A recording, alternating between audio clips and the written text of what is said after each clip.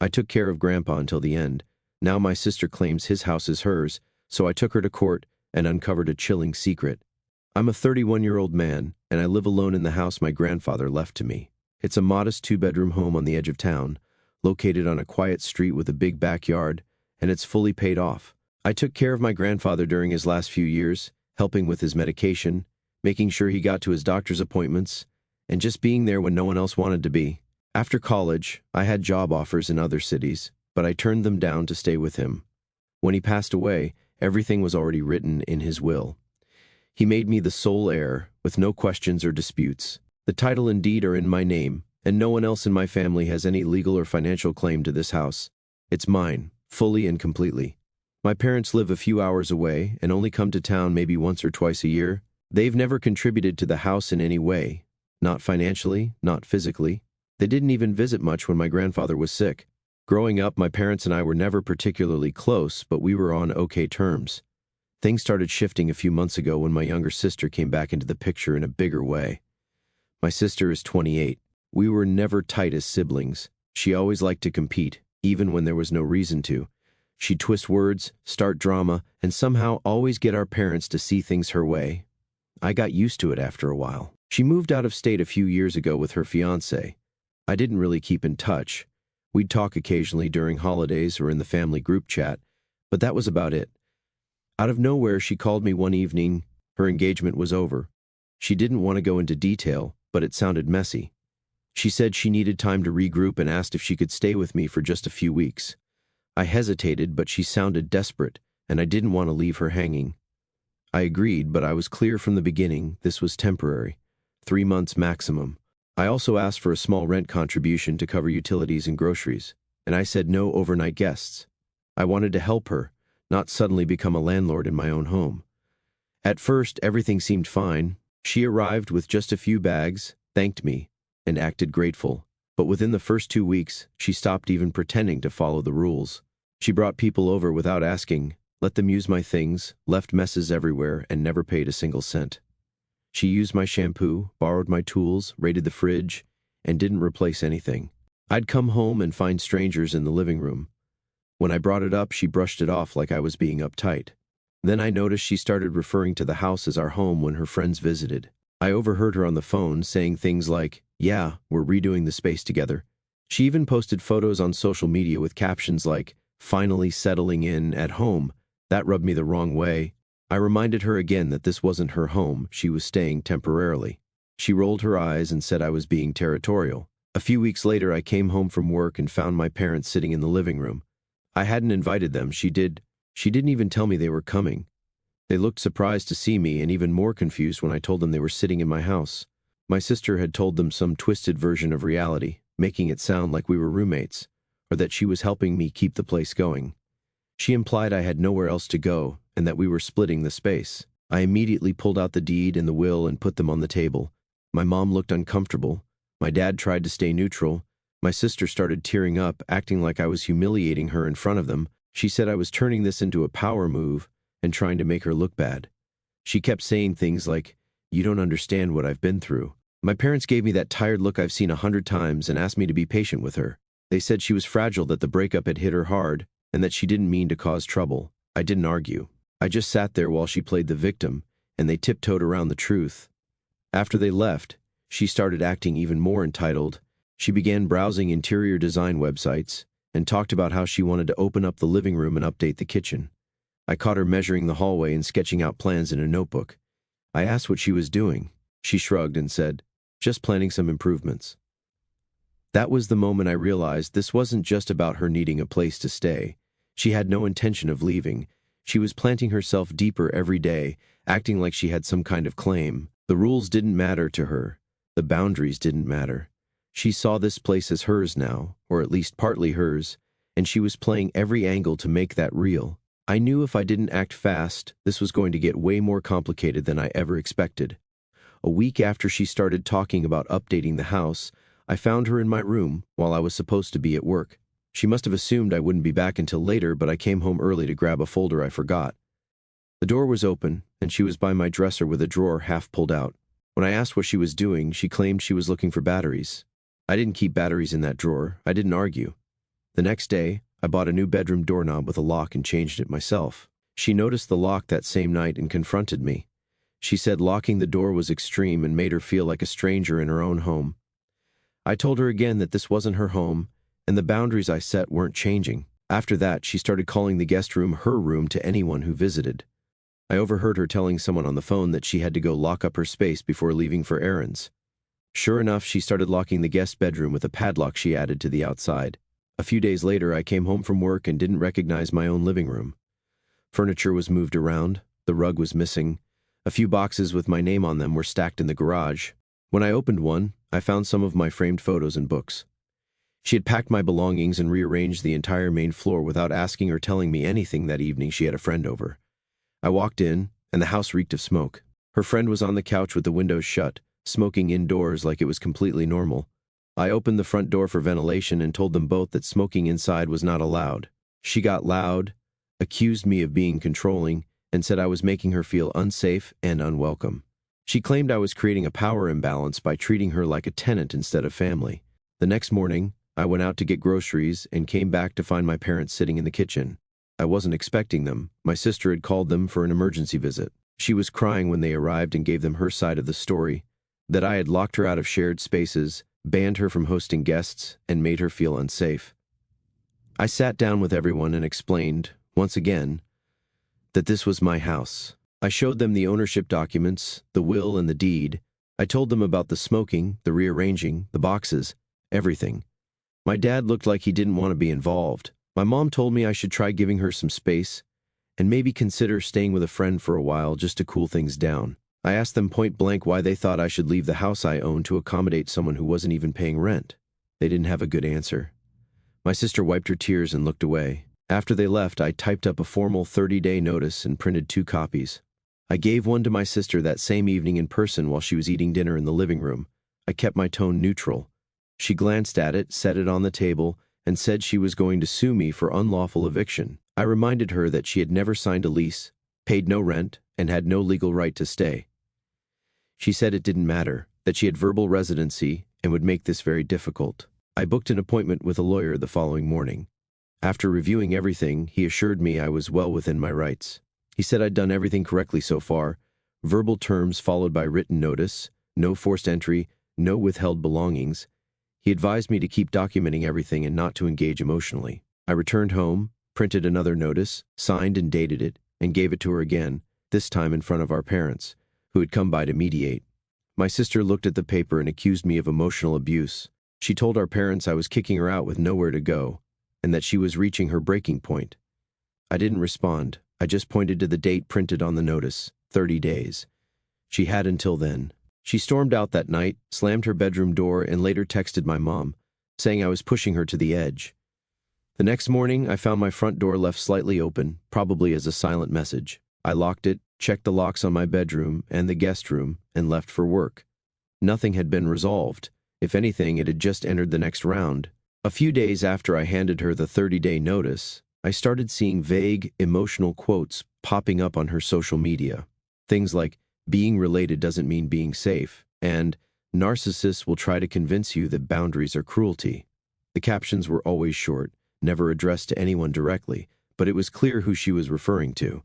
I didn't respond, but the posts did their job.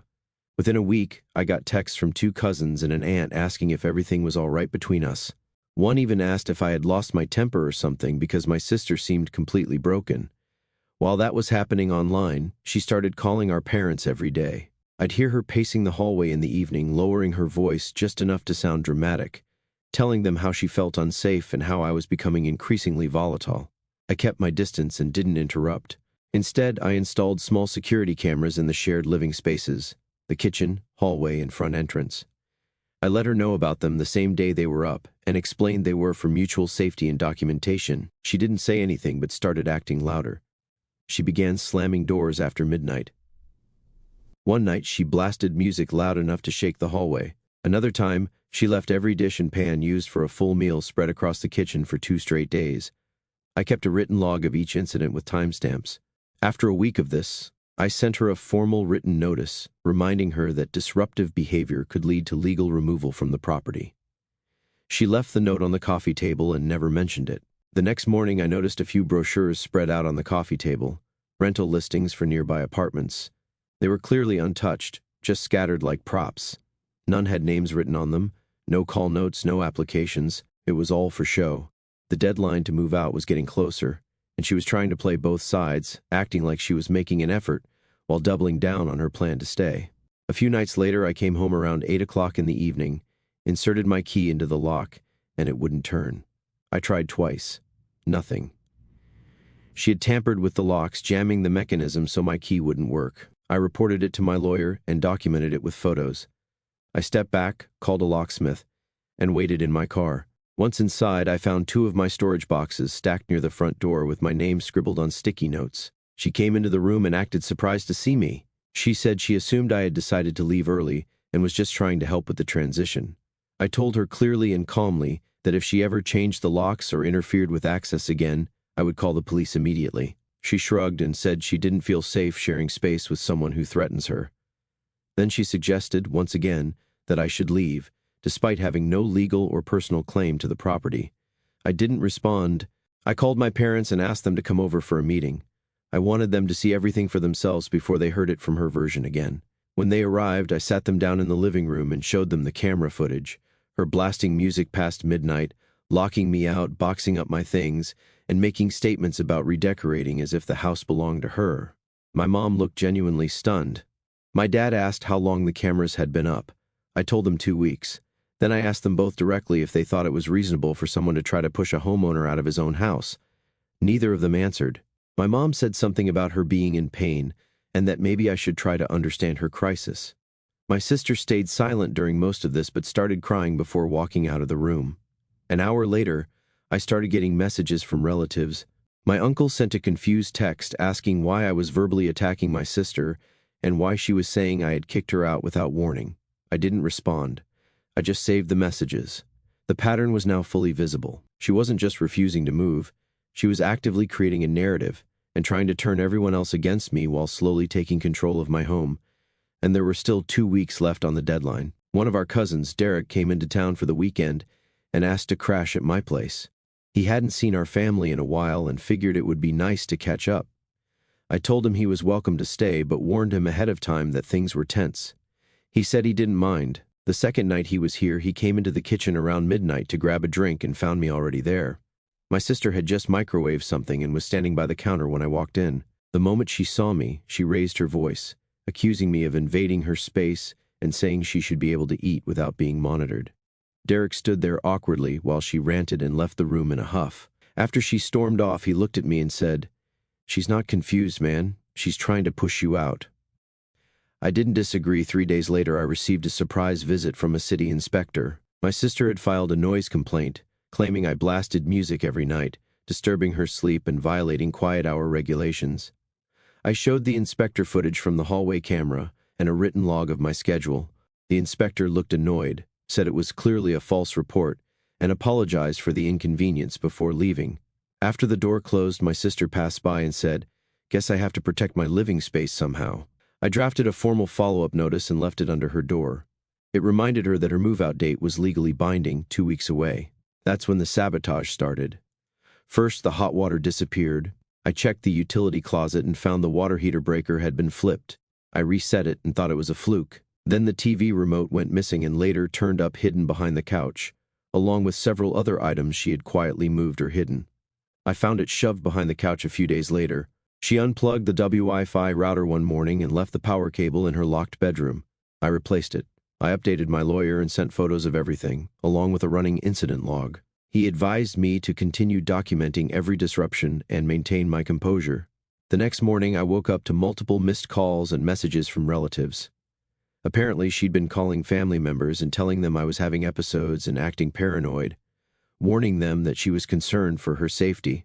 She made it sound like I was losing touch with reality and possibly dangerous. That weekend, an aunt and uncle dropped by unannounced. They looked concerned and asked if I was okay. I didn't raise my voice. I walked them through the situation, showed them the deed, the footage, and the legal documents. They were quiet for a while and then asked if I needed anything. I told them no. They left without speaking to my sister. Things got worse. She'd stomp around the house, loudly muttering just loud enough for me to hear. She would flinch and step away dramatically whenever I walked past her, then whisper on the phone about how she was being emotionally tortured. She slammed doors constantly, and once she locked herself in the bathroom right before I needed to get ready for work. I waited 15 minutes, knocked and realized the light was on, but there was no sound. I checked the window from outside and saw it cracked open. She had locked the door and crawled out the window, leaving me stuck until I picked the lock myself. That night, I confronted her. She crossed her arms, said she was being policed in her own home, and went back into the guest room. I didn't argue. I wrote one last notice, had it reviewed by my lawyer, and slipped it under her door. It included a clear warning. If any more acts of sabotage or harassment occurred, I would escalate things legally. I kept a copy and added a time-stamped photo for my records. Later that evening, she posted another cryptic update online. This time, it read, "I guess you never really know someone till you live with them. Some people should not be in charge of a home." I didn't comment, but I saved a screenshot. 3 days before the move-out deadline, I came home to find the front door lock jammed again. The key wouldn't turn properly, and it took 5 minutes of careful wiggling to finally get inside. I checked the lock afterward and found clear scratch marks around the cylinder, like someone had been tampering with it using a tool. That same night, I drove out and picked up a smart security system, keypad access for all exterior doors, motion sensors, and activity logs I could check from my phone. I installed it the next morning and documented the entire process for legal records. My lawyer finalized a formal trespass notice ready to be filed the moment she overstayed. Everything was lined up for the deadline. She knew it too, and the closer it got, the more her tactics shifted. She started chatting up the neighbors, telling them she was being forced out onto the street by her own brother, crying about how she had no support system and nowhere to go. One neighbor, a woman who'd lived down the street for 20 years, came over one afternoon looking concerned. I invited her in, showed her the security footage, the written notices, and the documents proving ownership. By the end of the conversation, she offered to act as a witness if I needed one. The last day of her notice finally arrived.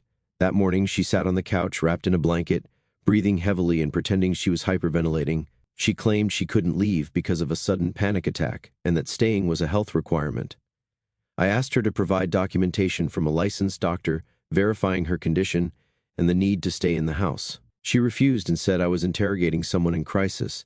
I gave her a printed copy of the trespass notice with a timestamp and told her she had 24 hours to comply, or I would file with the police. That evening, she waited until I passed her in the hallway and muttered that if I involved the police, something valuable might go missing. I documented the threat and texted my lawyer immediately. The next morning, I found a glass display case in the hallway shattered, with one of the few remaining heirlooms from our grandfather, a brass compass he gave me when I was 15, lying broken on the floor. It had been in the family for decades. I took photos, pulled the hallway footage, and called the police. An officer arrived, took a full statement, reviewed the images and videos, and filed a property damage report. I provided an inventory list that included the heirloom's approximate value and its sentimental history.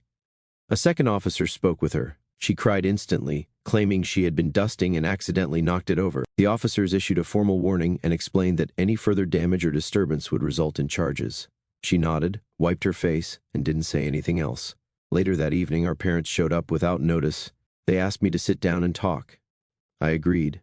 I showed them everything again, photos of the broken compass, the footage, the messages, the trespass notice. I told them she had been given more than enough time, warnings, and reminders. For once, they didn't defend her behavior. My mom said they understood it had gone too far. My dad asked me to give her just a few extra days, not for her, but so she could leave with some dignity.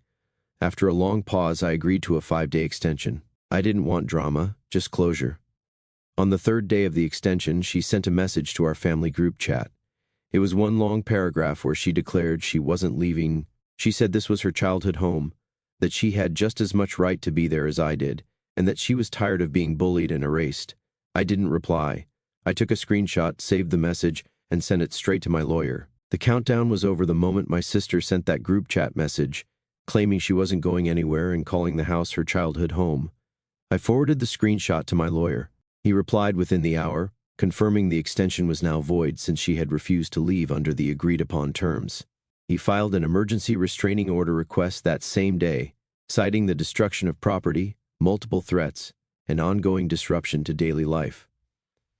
The court granted an expedited hearing within the week. The legal notice was hand-delivered to the house by a process server who asked her to sign a confirmation receipt. She slammed the door behind him and walked straight into the kitchen without a word. I pulled out my phone to start recording in case of any escalation. As soon as she noticed, she stormed toward me and slapped the phone out of my hand. It hit the tile floor and cracked at the corner. She started yelling that I was violating her personal space and called it harassment. I retrieved the broken phone silently, picked it up, and added the footage to my existing archive. That night, I sent both the clip and photos of the damaged screen to my lawyer. The next morning, she was pacing the hallway with her own phone out, filming herself. She narrated to the camera how she was terrified to live under the same roof as a violent man, showing the door locks, the hallway, and every shared space while pretending to cry. I ignored her and installed a second security camera on the exterior, this one aimed at the driveway to monitor movement in and out of the house. The night before the hearing, she emptied the fridge completely. All the food was gone, even the condiments. She turned off the water heater again and left every light on before dumping a full bag of trash across the hallway carpet. I didn't engage. I grabbed a change of clothes and a small overnight bag and stayed at a friend's place just to avoid further chaos before court. The next morning, she arrived at the courthouse 20 minutes early, carrying 2 huge binders. Each one was filled with printed screenshots, exaggerated notes, and photos of herself looking distressed in various corners of the house. None of it matched the actual camera footage. Her claims included emotional abuse, financial coercion, and even accusations of trying to starve her out by removing food from the house. The judge asked for evidence. My lawyer presented footage from the kitchen, timestamps of each day, and photos showing full cabinets and a stocked fridge just days before. The judge didn't waste time. After reviewing the documents and the security footage, he issued a temporary restraining order. She was given 72 hours to vacate the property, or law enforcement would remove her by force. As we walked out of the courtroom, she shouted that she would sue the whole family and accused the court of siding with abusers. No one responded. The courtroom cleared out quickly. 2 uniformed officers arrived with me at the house later that afternoon. They waited while I changed the locks and walked through each room to confirm she had started packing. She had trashed the guest bathroom sink and left dirty laundry scattered across the hallway, but nothing that would stop the process. They stood by as she packed a suitcase and a few bags. Before she walked out the door, our parents pulled into the driveway. They stayed outside and waited until she was done loading her things.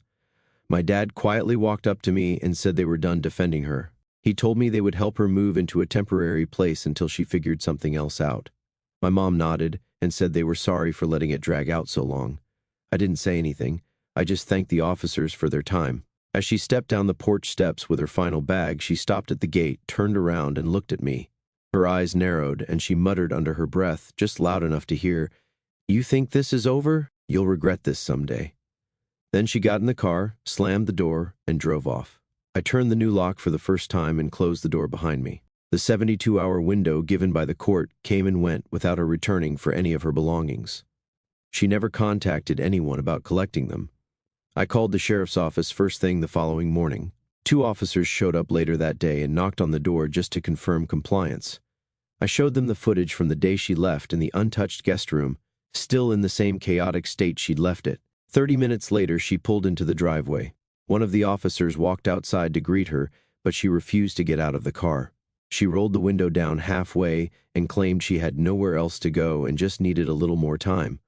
The officers reminded her that she had been given multiple warnings, an extension, a court order, and a formal eviction notice. She asked to at least come in to grab a few things, but when the officer asked her to list what she needed, she refused and drove off. Since she had made no effort to take her belongings, I contacted a local storage company that specializes in legal hold and eviction storage.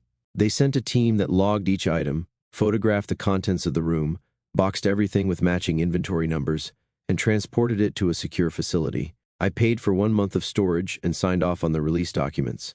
After 30 days, if the items went unclaimed, they'd either be disposed of or auctioned, depending on legal clearance. I upgraded the house security again, this time with 2 new outdoor cameras, full perimeter motion alerts, and a battery-powered backup system in case of power loss. That same night, a neighbor knocked on my door just before midnight and let me know they saw someone standing near the back fence with a hood pulled low.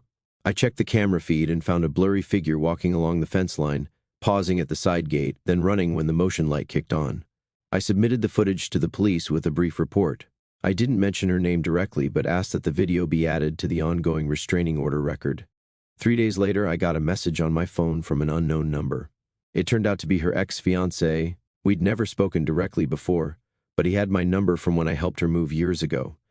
He said she had recently contacted him, claiming a mental breakdown and asking if she could stay, though he declined due to her past behavior.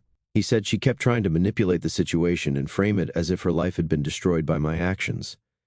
He told me she was spiraling and warned me that she might try to attach herself to someone else next.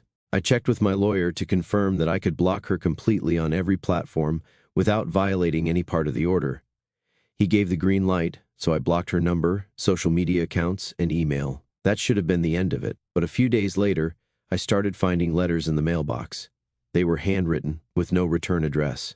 All were clearly from her. Same writing, same phrasing, same patterns. One included a printout of a family photo from years ago, with notes scribbled in the margins about how family should forgive. I kept each one sealed in a Ziploc bag and submitted them to the court. My lawyer followed up, and the judge extended the restraining order to cover all forms of contact: digital, verbal, written, or through third parties. That didn't stop her. A week later, 2 mutual friends messaged me, saying she had reached out to them, asking if they could talk to me on her behalf. She told them she was ready to make peace and wanted a mediator to help reconnect. I sent both friends a screenshot of the court order and let them know that any attempt to pass along her messages would be seen as a breach. One of them apologized and backed off. The other didn't respond. By the end of that week, I had everything fully documented and updated: police reports, restraining order extension, storage logs, and confirmation that she was violating contact terms. I finalized the storage inventory and made sure it was ready for legal disposal if it went unclaimed after 30 days. I included photographs and receipts for all items stored. I handed a full packet of the compiled records to my lawyer, who filed it under the official case log in preparation for any future retaliation. At that point, the house was quiet again, but the tension hadn't fully disappeared, just shifted outside the walls. About 2 weeks after the restraining order was extended, I got a message from my cousin Riley. She lives in a neighboring city and had agreed to let my sister stay for a while under the impression that things were just complicated. Riley didn't know the full story, only what my sister had told her, but after a few days, she started noticing odd behavior. One night, during a phone call my sister didn't realize was overheard, she admitted she had been trying to scare him out of the house by escalating things until I gave up and left. Riley recorded the audio on her phone. She sent me the file and a short summary of everything she had seen in just the past week: erratic moods, strange comments, and her non-stop effort to twist the story into something she could use later. I forwarded the audio clip to my lawyer, who saved it as evidence in case we needed to prove a pattern of harassment or character defamation down the line. 1 week later, the storage company contacted me. My sister had shown up at the facility and tried to access her unit without a scheduled appointment. When the staff asked for identification and a reference number, she got loud, refused to follow procedure, and demanded to be let in. Security removed her from the premises. She left behind a handwritten note taped to the front desk window, accusing the company of illegally withholding her personal property. 3 days after that, I was served with notice that she'd filed a small claims case against the storage company and listed me as a CO defendant, alleging emotional damages and loss of irreplaceable items. My lawyer responded immediately, submitting restraining order documents and incident records, along with audio evidence from a relative confirming her behavior pattern. He submitted the restraining order documentation, the signed storage agreement, the access logs, the video from the day she was escorted out, and the audio clip from Riley. The judge reviewed everything and dismissed the case in minutes, stating she was in violation of an active court order and had fabricated her claims. That same night, she launched a blog. The link was sent to several family members and mutual friends. The content was full of twisted stories about how I'd manipulated our grandfather, isolated her from the family, and stole the home meant to be shared. There were no names listed directly, but enough context for anyone who knew us to recognize who she meant.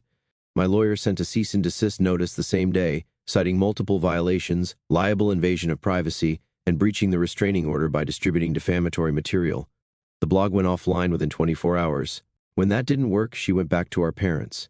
She told them she was now in therapy and wanted to rebuild the relationship, but I requested everything be recorded and moderated professionally due to past violations. They reached out and asked if I'd be willing to join a video call supervised by a licensed therapist. I said I'd agree under one condition: full documentation, recorded session, and professional moderation. They agreed. The call took place 2 days later. The therapist welcomed everyone, set the expectations, and asked my sister to start.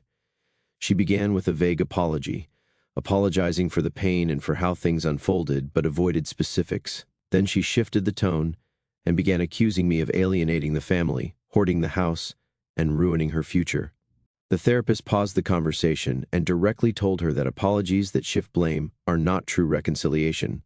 He asked her not to use therapy as a performance space or a courtroom. She stayed quiet for a while, and the call ended not long after that. I told the therapist I would not be participating in any future reconciliation efforts and requested the transcript of the session for legal documentation. The next morning, my lawyer sent a final written notice to my sister, my parents, and anyone previously involved. Any attempt at further contact, direct or indirect, would be treated as a breach of the existing order and would trigger immediate legal consequences. That letter marked the official end of any form of communication from her. But after everything that had happened, I knew that silence didn't always mean peace. Nearly 6 months passed without a single message, citing, or third-party outreach from her. The restraining order held, and for the first time in what felt like years, the house was quiet in the right way. I started renovating slowly, room by room, fresh paint, new furniture, different layout. I replaced anything she'd ever claimed as hers, swapped out curtains she once argued over, and upgraded the lighting. It wasn't just about aesthetics. I wanted the place to finally reflect that it was mine, fully and uncontested. During the demolition of an old built-in closet in the hallway, one of the contractors called me over. Inside the wall, behind a loose support panel, was a small black flash drive that appeared recently placed and hidden with intent. It wasn't labeled, but it looked recent, still clean, no dust, and neatly hidden. I didn't touch it. Instead, I called my lawyer immediately and followed protocol. The drive was handed directly to law enforcement for review, with the chain of custody intact. The contents were disturbing: dozens of audio files, private recordings captured from inside my bedroom. Some were full conversations, others were just ambient recordings, clearly taken without consent. The files dated back to the peak of the conflict, timestamped during weeks when I suspected she was escalating intentionally. Forensics confirmed the device had been active for nearly a month, and fingerprint analysis from the casing matched hers. A new case was opened. Charges included illegal surveillance, harassment, and violation of multiple sections of the original protection order. Her legal team tried to argue that she wasn't thinking clearly during that period, citing emotional distress and mental instability. But the evidence was too precise, too deliberate. Between the previous threats, property damage, false claims, and now audio surveillance, the pattern was undeniable. The court moved quickly. Her lawyer negotiated a plea deal that included no jail time in exchange for probation, mandatory mental health treatment, a court fine, and a written apology letter addressed to me. The judge approved it, noting the weight of the violations and emphasizing that any further infraction would result in immediate incarceration. I received the apology letter 2 months later. It arrived through my attorney, typed short and carefully worded. I never opened it. I left it sealed and filed it away with the other documents. With the case closed, I completed the house overhaul. Every room was reset. I installed reinforced locks, replaced the exterior door, and mounted new artwork. The guest bedroom was converted into a home office.